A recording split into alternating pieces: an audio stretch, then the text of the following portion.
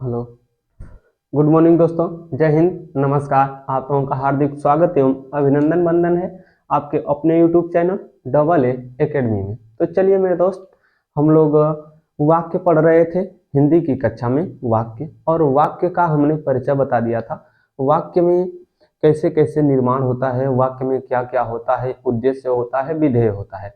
उद्देश्य के अंतर्गत क्या आता है, तो उद्देश्य के अंतर्गत कर्ता और कर्ता का विस्तारक आता है, जबकि विधेय के अंतर्गत क्या आता है, तो विधेय के अंतर्गत कर्म, कर्म का विस्तारक। ठीक है। इसके बाद क्रिया, क्रिया का विस्तारक, पूरक एवं पूरक का विस्तारक आदि को शामिल किया जाता है। ये सभी मिलकर एक वाक्य की रचना करते हैं। वाक्य किसे कहते हैं, तो इसको भी हमने बताया था कि शब्दों का सार्थक समूह वाक्य कहलाता है। यानी शब्दों का या पदों का सार्थक समूह जिससे अर्थ प्रकट होता है या अर्थ निकलता है, उसे वाक्य कहते हैं। ठीक है। तो आज हम लोग वाक्य की दूसरी कक्षा करेंगे और आगे बढ़ेंगे और उसके बारे में हम लोग सीखेंगे और अध्ययन करेंगे। चलिए देख लेते हैं हम लोग आज हम लोग पढ़ेंगे क्या। तो आज हम लोगों की कक्षा होगी वाक्य का वर्गीकरण। ठीक है, वाक्य का बंटवारा। तो वाक्य वाक्य वाक्य का वर्गीकरण, वाक्य का वर्गीकरण, किसका वर्गीकरण, वाक्य का वर्गीकरण। यानी वाक्य को बांटने का आधार क्या होता होता है। ठीक है, या वाक्य को कितने आधार पर बांटा जा सकता है। दिखाई दे रहा है ना, रुक जाइए 1 मिनट देखते हैं।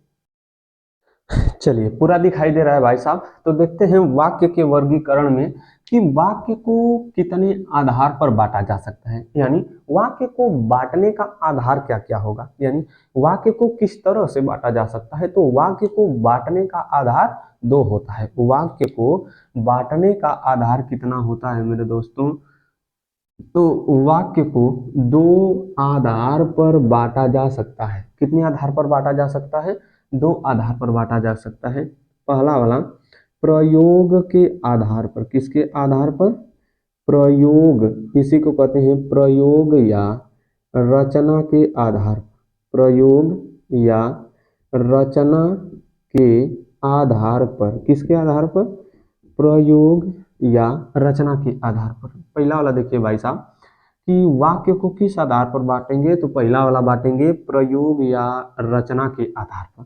दूसरका वाला किसके आधार पर बांटा जाता है, तो दूसरका वाला हम लोग देखते हैं अर्थ के आधार पर। किसके आधार पर मेरे दोस्त, अर्थ के आधार पर। पहलका वाला प्रयोग के आधार पर, दूसरका वाला अर्थ के आधार पर। दूसरका वाला अर्थ के आधार पर। पहला वाला प्रयोग या रचना के आधार पर, दूसरा वाला किसके आधार पर, अर्थ के आधार पर। ध्यान से सुनिए, प्रयोग या रचना के आधार पर, यानी वाक्य को प्रयोग करके कितना भाग में बांट सकते हैं। पहला बात, वाक्य को प्रयोग करके, लिख के, बदल करके, कर्ता को बदल सकते हैं, क्रिया को बदल सकते हैं, कर्म को बदल सकते हैं, पूरक को बदल सकते हैं।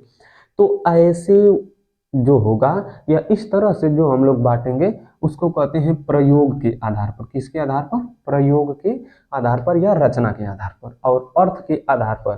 ठीक है, यानी वाक्य जो लिखे उसका अर्थ क्या मिलता है, तो वाक्य जो हमने लिखा उसका अर्थ क्या मिलता है, इसके आधार पर भी वाक्य को क्या किया जाता है, बांटा जाता है। तो देखिए, प्रयोग या रचना के आधार पर वाक्य को कितने भाग में बांटा जाता है, 3 भाग में, तथा अर्थ के आधार पर वाक्य को कितने भाग में बांटा जाता है, 8 भाग में। कितने भाग में, 8 भाग में। चलिए देखने का हम लोग काम करते हैं कि प्रयोग के आधार पर पहला, दूसरा एवं तीसरा, पहला, दूसरा एवं तीसरा का।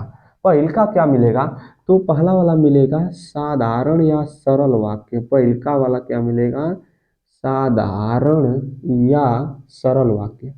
साधारण या सरल वाक्य, पहलका वाला मिलेगा साधारण या सरल वाक्य। दूसरा वाला मिलेगा मिश्र या मिश्रित वाक्य। मिश्र या मिश्रित वाक्य। मिश्रित वाक्य। पहल का वाला मिलेगा साधारण या सरल वाक्य, दूसरा का वाला मिश्र या मिश्रित वाक्य, तीसरा का वाला मिलेगा मेरे भाई साहब उसका नाम है संयुक्त वाक्य। तीसरा का वाला क्या मिलेगा?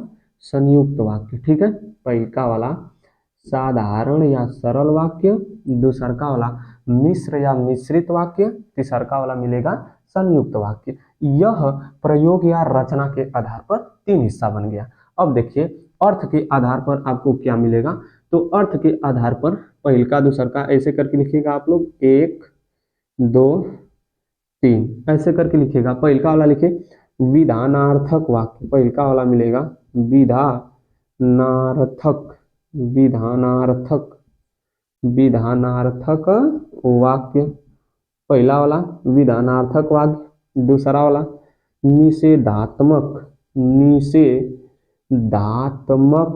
या निषेधार्थक, निषेधात्मक या निषेधार्थक वाक्य। नंबर 3 आप लोग लिखिएगा प्रश्नवाचक, प्रश्नवाचक या प्रश्नसूचक या इसी को कहते हैं प्रश्नार्थक, प्रश्नवाचक वाक्य। 3 ठो हुआ। नंबर 4 हम लोग देखते हैं। नंबर 4 क्या है? तो नंबर 4 आपको मिल जाएगा विस्मयादि बोधक वाक्य, विस्मयादि बोधक वाक्य, विस्मयादि बोधक वाक्य। पहल का वाला मिला आपको क्या मिला भाई साहब? विधानार्थक वाक्य, दूसरा वाला निषेधात्मक वाक्य, तीसरा वाला प्रश्नवाचक वाक्य, चौथा वाला विस्मयादि बोधक वाक्य। ठीक है, 4 हो गया। नंबर 5 4 हो गया। तो पांचवा छठवां लिखिएगा कि पांचवा वाला आपको क्या मिल जाएगा। तो पांचवा वाला मिलेगा आज्ञा सूचक, आज्ञा सूचक वाक्य, आज्ञा सूचक वाक्य। 6 हो गया। अब छठवां वाला लिखिए, 5 हुआ ना, छठा वाला लिखिए इच्छा सूचक या इच्छा बोधक, इच्छा सूचक, इच्छा सूचक या इच्छा बोधक वाक्य। नंबर 6 हुआ। नंबर 7 और 8 देख लीजिए आप। नंबर 7, नंबर 7 क्या मिलेगा और नंबर 8 क्या मिलेगा? पहले देखिए यहाँ पर दिखाई दे रहा है कि नहीं दे रहा? पूरा दिखाई दे रहा है? हाँ पूरा दिखाई दे रहा है। तो चलिए, एक मिलेगा आपको संकेत सूचक, एक मिलेगा संकेत सूचक वाक्य, एक मिलेगा संकेत सूचक वाक्य और एक मिलेगा आपको संदेह, संदेहात्मक या संदेहार्थक वाक्य, संदेहात्मक या संदेहार्थक वाक्य। चलिए आइए देखते हैं मेरे दोस्तों क्या हुआ। वाक्य का वर्गीकरण हमने किया है और वाक्य को बांटने का आधार कितना है। तो वाक्य को बांटने का आधार हमने बताया 2। पहला वाला बताया कि प्रयोग या रचना के आधार पर, प्रयोग या रचना के आधार पर। दूसरा वाला हमने क्या बताया? अर्थ के आधार पर। चलिए, प्रयोग या रचना के आधार पर इनकी संख्या होती है 3 और अर्थ के आधार पर इनकी संख्या कितना होती है? 8। चलिए, प्रयोग या रचना के आधार पर जो 3 है, पहल का वाला मिलेगा साधारण या सरल वाक्य, दूसरा का वाला मिलेगा मिश्र या मिश्रित वाक्य, तीसरा का वाला मिलेगा संयुक्त वाक्य। ठीक है, यहाँ तक तो ठीक था। लेकिन अर्थ के आधार पर 8 प्रकार होता है।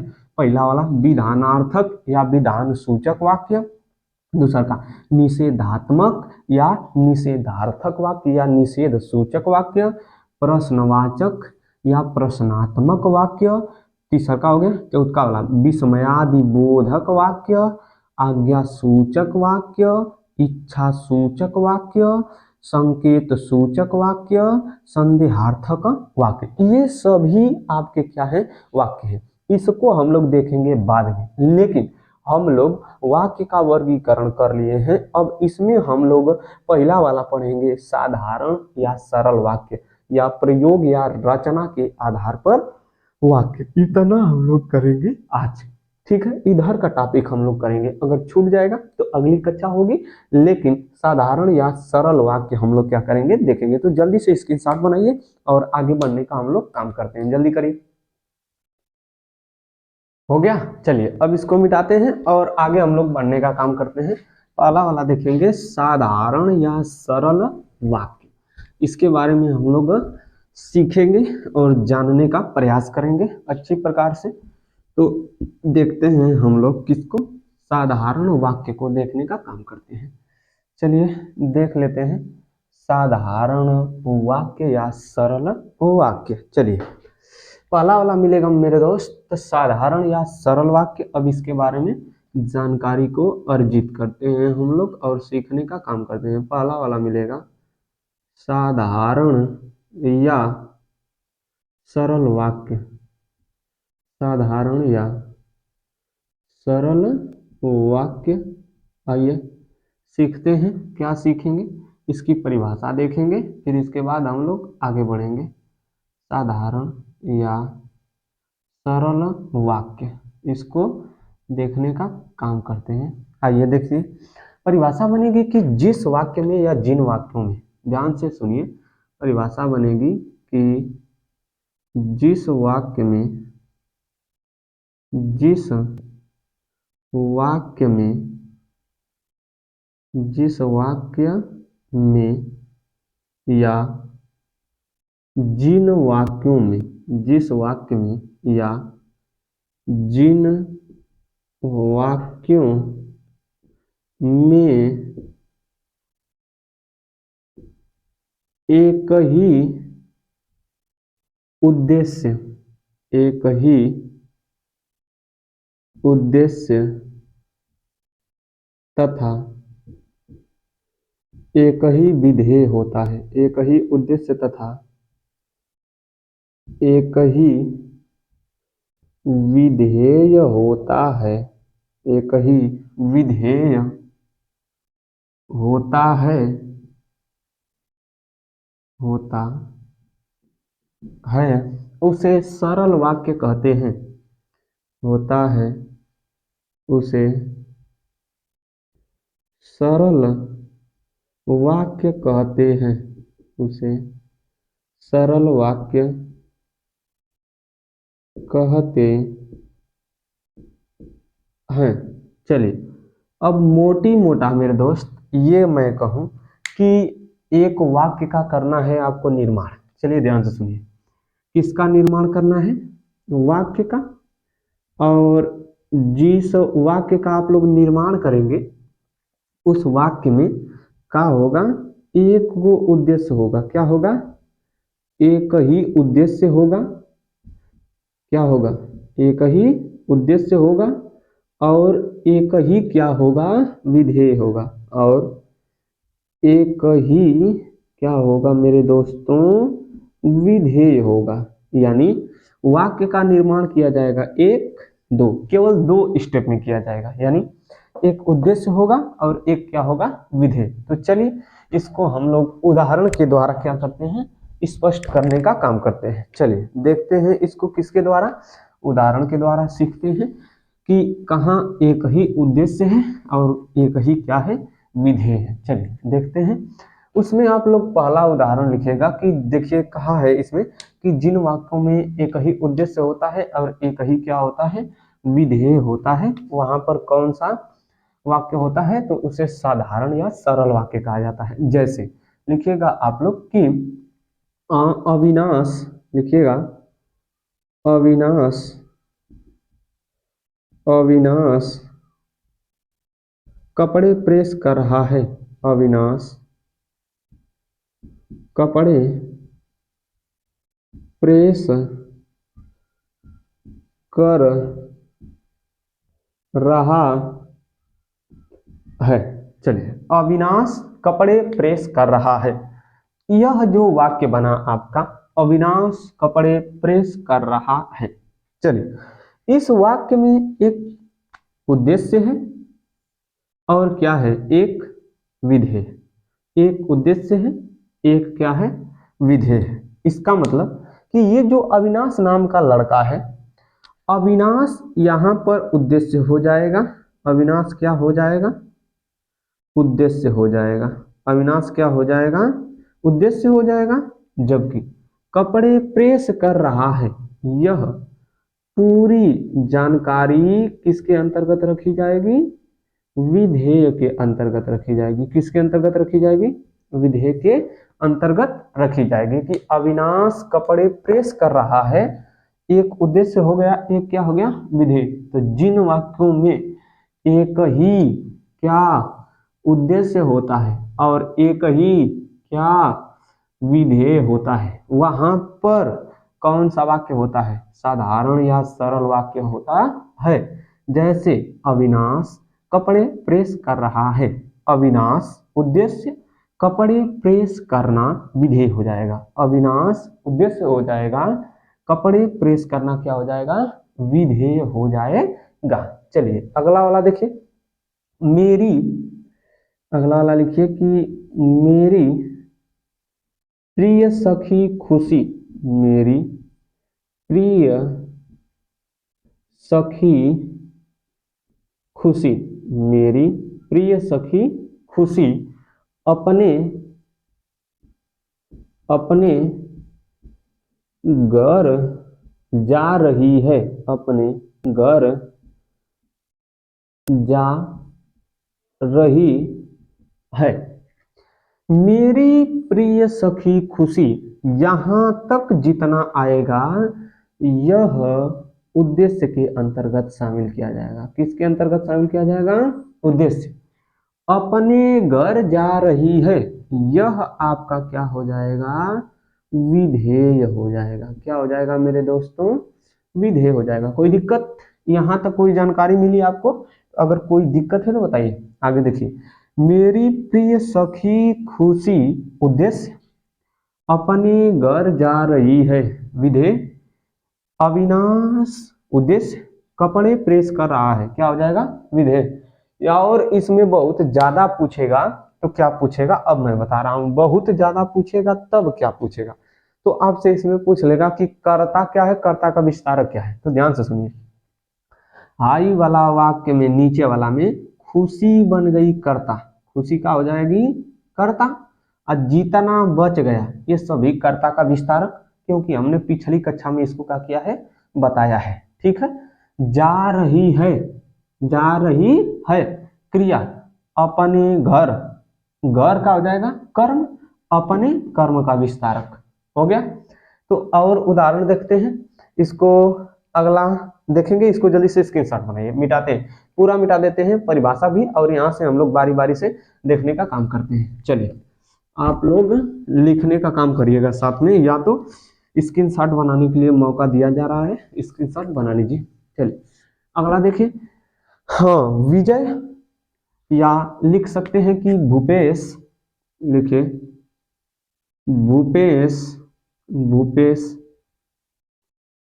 हंस कर बोला, भूपेश हंस कर बोला, भूपेश हंस कर बोला।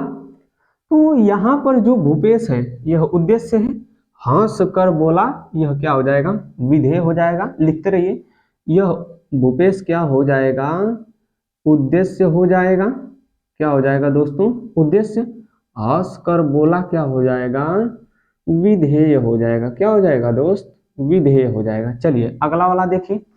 वृषाली क्रिकेट देख रही है, वृषाली, वृषाली क्रिकेट देख रही है, वृषाली क्रिकेट देख रही है, वृषाली क्रिकेट देख रही है। ठीक है। वृषाली उद्देश्य हो जाएगी, वृषाली क्या हो जाएगी? उद्देश्य। क्रिकेट देख रही है यह क्या हो जाएगा? आपका विधेय हो जाएगा। ये क्या हो जाएगा मेरे दोस्तों? विधेय हो जाएगा। चलिए वृषाली क्या हो जाएगी? उद्देश्य हो जाएगी। अगला वाला उदाहरण लिखिए आप लोग। सीमा और रीमा पढ़ रही हैं, तो आप लोग लिख लीजिए इधर, नाम बदल दीजिए, अंकित, अंकित और अमन, अंकित और अमन खेल रहे हैं। अंकित और अमन खेल रहे हैं। अंकित और अमन क्या कर रहे हैं? खेल रहे हैं। तो अंकित तथा अमन यहाँ पर क्या हो गए हैं? उद्देश्य हो गए। क्या हो गए? उद्देश्य। ठीक है। अंकित और अमन क्या कर रहे हैं? खेल रहे हैं। खेल रहे हैं, यह क्या हो जाएगा? विधेय हो जाएगा। क्या हो जाएगा? विधेय हो जाएगा। अगला वाला लिखिए। टाइम सा और ही बड़ा वाक्य लिख लेते हैं। तो और बड़ा वाक्य में आप लोग लिखिएगा, जल्दी करिए। अगला वाला लिखिए। अगला वाक्य और इसका कंफ्यूज करने के लिए लिख रहे हैं आप लोगों को। लिखिएगा आप लोग कि अंकित, लिखिए अंकित आते ही नाचने लगा। अंकित आते ही नाचने लगा। चलिए बताइए इसमें उद्देश्य क्या है और विधेय क्या है? चलिए रुकिए, देखते हैं। हो गया दोस्त? चलिए देखिए क्या बता रहे थे कि अंकित आते ही नाचने लगा ना। तो इस वाक्य में अंकित तो उद्देश्य बन जाएगा। अंकित क्या बनेगा? उद्देश्य बन जाएगा।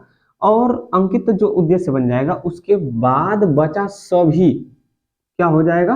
विधेय हो जाएगा। यानी आते ही नाचने लगा, यह आपका क्या हो जाएगा? विधेय हो जाएगा। परंतु ये अंकित शब्द जो है आपका उद्देश्य है। अंकित क्या है? उद्देश्य है। अगला वाला देखिए कि सोनू, अगला वाला लिखिए सोनू मोनू, सोनू मोनू और रोनू, सोनू मोनू और रोनू पढ़ते हैं। सोनू मोनू और रोनू क्या करते हैं? पढ़ते हैं। सोनू मोनू और रोनू ये सभी क्या बन जाएंगे मेरे भाई साहब? उद्देश्य बन जाएंगे। क्या हो जाएंगे? उद्देश्य हो जाएंगे। और ये पढ़ते हैं शब्द क्या हो जाएगा? विधेय हो जाएगा। पढ़ते हैं शब्द क्या हो जाएगा? विधेय हो जाएगा। सोनू मोनू और रोनू उद्देश्य हो जाएंगे, पढ़ते हैं यह क्या हो जाएगा? विधेय हो जाएगा। अगला वाला लिखिए आप लोग, जल्दी करिए, इसको स्क्रीनशॉट बनाइए जल्दी से। अगला वाला लिखिए जल्दी से, लिखिए। हो गया? स्क्रीनशॉट बना लिए? आइए देखते हैं। स्क्रीनशॉट बना लिए तो अगला वाला देखिए आप लोग कि बीमार होने के कारण, इधर लिखिए बीमार होने के कारण। एक बार लिखा जा सकता है बीमार होने के कारण, बीमार होने के कारण, बीमार होने के कारण संजना स्कूल नहीं आई। स्कूल नहीं आई है। बीमार होने के कारण कौन? संजना। बीमार होने के कारण संजना स्कूल नहीं आई है। स्कूल नहीं आई है, यह आपका बनेगा विधेय। क्या बन जाएगा? विधेय बन जाएगा। अब बीमार होने के कारण संजना, यह आपका क्या बन जाएगा? उद्देश्य बन जाएगा। क्या बन जाएगा मेरे दोस्त? उद्देश्य बन जाएगा। ठीक है, तो जल्दी से स्क्रीनशॉट बनाइए, इसको मिटाते हैं और आगे हम लोग बढ़ते हैं और आगे देखने का काम करते हैं। जल्दी करिए, मिटा दे। हो गया ना? चलिए और हम लोग इसको देखते हैं परिभाषा से। परिभाषा को देख लिए, उदाहरण से क्या करेंगे अब हम लोग सीखेंगे और इसमें हम लोग सीखने का काम करते हैं। तो अगला वाला लिखिए कि आप लोग लिखिए हवा का तीव्र झोंका। हवा का तीव्र झोंका, तीव्र झोंका सब कुछ उड़ा ले गया। सब कुछ, सब कुछ उड़ा ले गया। उड़ा ले गया। हवा का तीव्र झोंका सब कुछ उड़ा ले गया। चलिए एक और लिखिए। अब ये आप लोगों के लिए रहेगा। अगला वाला लिखिए समुद्र की तेज लहरें, समुद्र की तेज लहरें समुद्र की तेज लहरें सारे लोगों को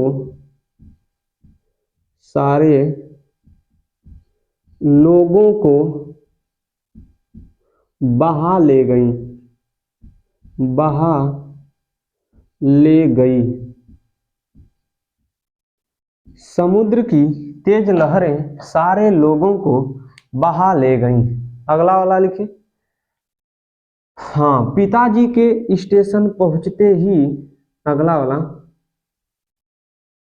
पिताजी के स्टेशन पहुंचते ही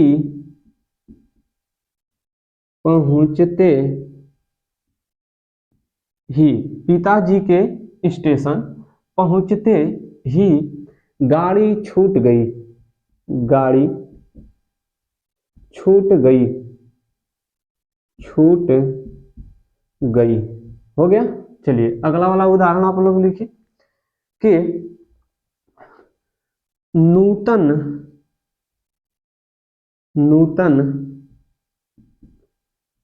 पढ़ते लिखते ही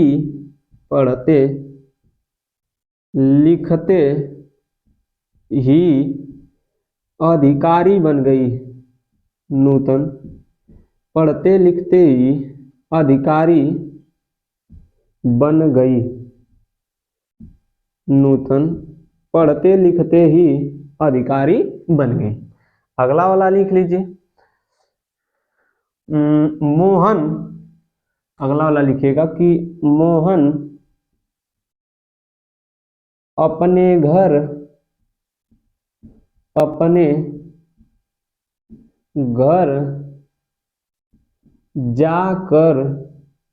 घर जाकर सो गया मोहन अपने घर जाकर सो गया। तो इसमें आप लोगों के लिए जिम्मेदारी है, या आप लोगों के लिए कहिए तो होमवर्क है। ठीक है, बड़े लड़कों को होमवर्क नहीं दिया जाता है, दिया जाता है। तो इसमें आप लोगों को उद्देश्य और विधेय छांटना है। अब इसकी आप लोगों को प्रैक्टिस करनी है। ये पूरा 1 2 3 4 5 पांचों में आप लोगों को क्या करना है, उद्देश्य और विधेय छांटना है। ठीक है। अगला वाला एक ठो और लिख लीजिए कि बीमार होने के कारण वह परीक्षा बीमार होने के कारण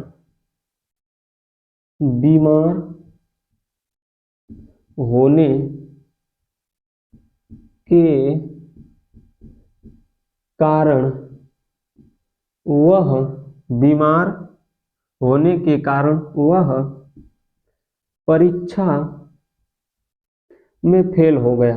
परीक्षा में फेल हो गया। बीमार होने के कारण वह परीक्षा में फेल हो गया। ठीक है। तो यह 2 2 4 2 6 जो आपको हमने दिया है, इसकी आप लोगों की क्या करनी है, प्रैक्टिस के साथ साथ उद्देश्य और विधेय को छांटना है, साथ ही पूरा अच्छे से लिख लेना है। और लिखने के बाद अब हमको दीजिए जाने की आज्ञा। मिलेंगे अगले दिन और अगले टॉपिक के साथ। तब तक के लिए जय हिंद दोस्तों, नमस्कार।